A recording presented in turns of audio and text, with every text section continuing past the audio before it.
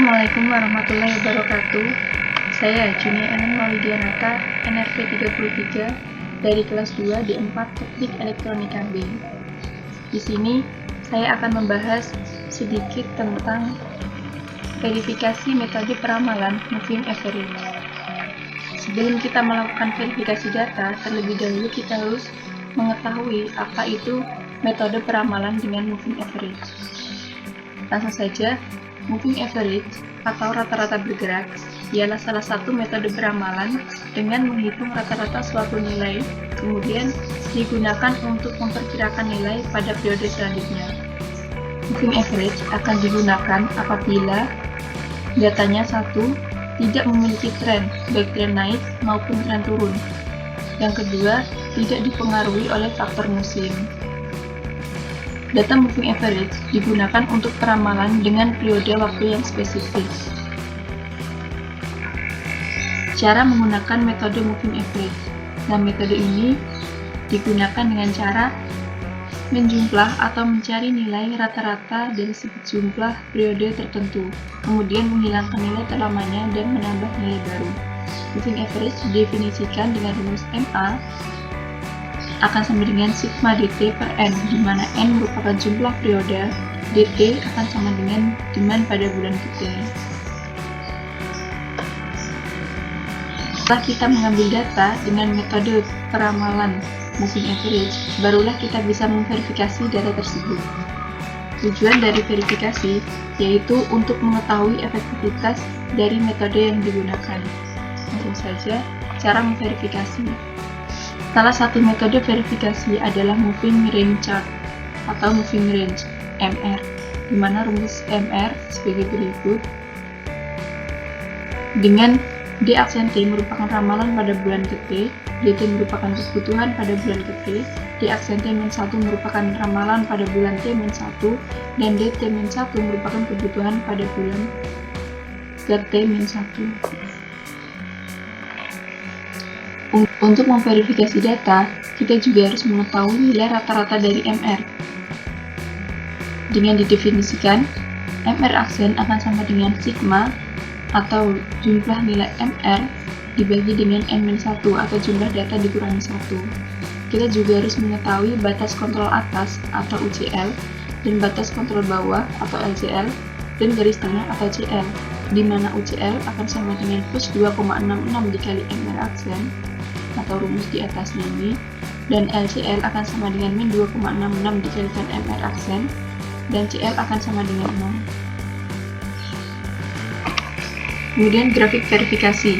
Grafik verifikasi dibagi menjadi 3 bagian, yaitu region A, region B, dan region C, di mana terdapat garis tengah akan sama dengan 0, dan UCL atau batas kontrol atas, dan LCL atau batas kontrol bawah. Cara pengujian data out of control.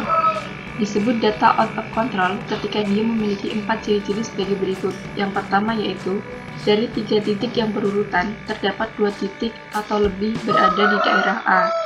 Yang kedua, dari 5 titik yang berurutan, terdapat 2 titik atau lebih berada di daerah B. Yang ketiga, dari 8 titik yang berurutan, seluruhnya berada di atas atau di bawah center line. Dan yang terakhir yaitu 1 titik berada di luar batas kontrol. Setelah kita masukkan data pada grafik verifikasi ini, kemudian barulah kita bisa mengecek apakah data tersebut data out of control. Diketahui ketika data tersebut memiliki salah satu dari 4 ciri-ciri tersebut. Kemudian bagaimana jika terdapat data out of control? Ketika kita mendapatkan data out of control, maka yang perlu kita lakukan yaitu memperbaiki ramalan dengan memasukkan data yang baru, atau menunggu evidence atau fakta-fakta selanjutnya. Untuk lebih jelasnya, langsung saja kita membahas soal tentang verifikasi peramalan dengan metode moving average. Langsung saja pada contoh soal, di sini saya memiliki data penjualan dalam 1 tahun dari bulan Januari sampai bulan Desember. Dengan D dari 220, 215, 250, 235 sampai bulan Desember yaitu 230. Yang pertama kita harus mencari nilai D aksen. Nah, nilai D aksen ini kita bisa mencari dengan rumus MAN sigma DT dibagi N atau jumlah data. Di sini saya mengambil MA 3 bulan. Berarti kita harus mengganti N menjadi 3. Berarti kita harus memasangkan 3 kolom dari bulan Januari sampai Maret. Dan nilai April, nilai D aksen pada bulan April akan diketahui dengan nilai rata-rata dari 3 bulan sebelumnya.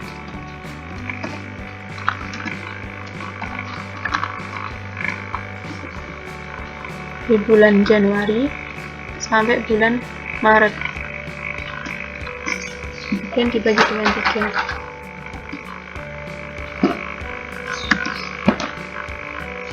Begitu juga seterusnya dengan cara yang sama. Untuk mencari bulan Mei, maka kita harus mencari dengan rumus berarti dari bulan Februari sampai dengan bulan April.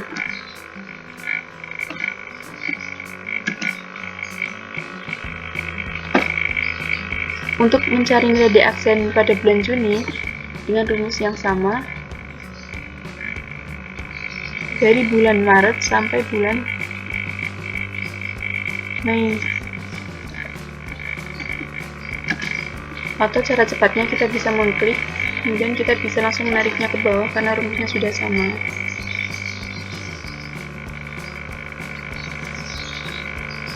Setelah nilai D aksen diketahui, kita langsung melangkah untuk mencari D aksen min D, di mana rumusnya akan sama dengan D aksen dikurangi dengan D. Bentar. Kemudian D aksen pada bulan Mei dikurangi pada D pada bulan Mei. Karena rumusnya sama, kita bisa langsung menariknya ke bawah. Setelah kita mendapatkan nilai D aksen dan nilai D aksen min D, barulah kita mencari nilai moving range atau MR.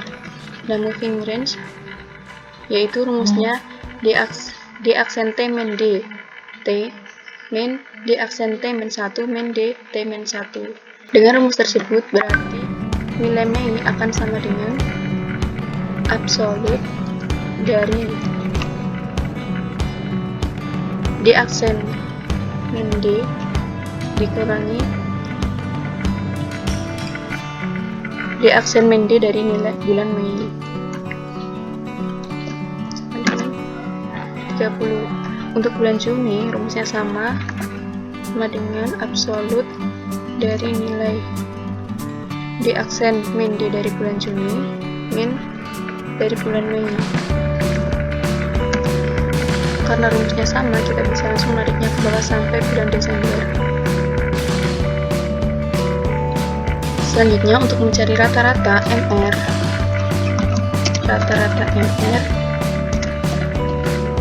kita harus mengetahui jumlah MR dengan cara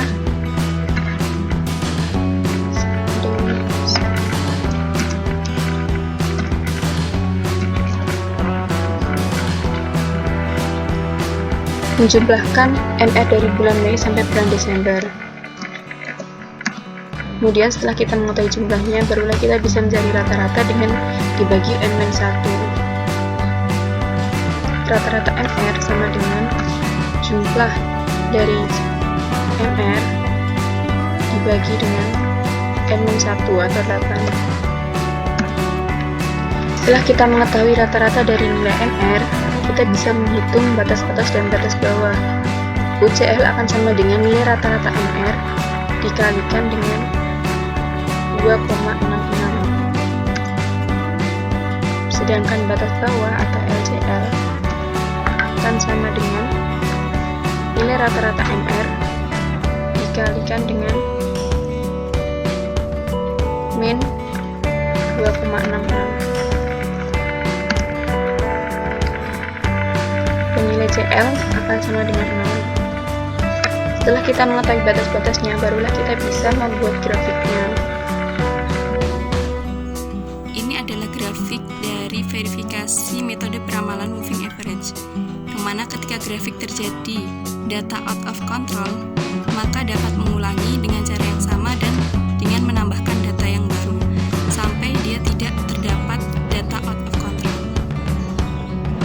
dari saya, banyak kurang dan salahnya. Saya mohon maaf yang sebesar-besarnya. Semoga bermanfaat dan wassalamualaikum.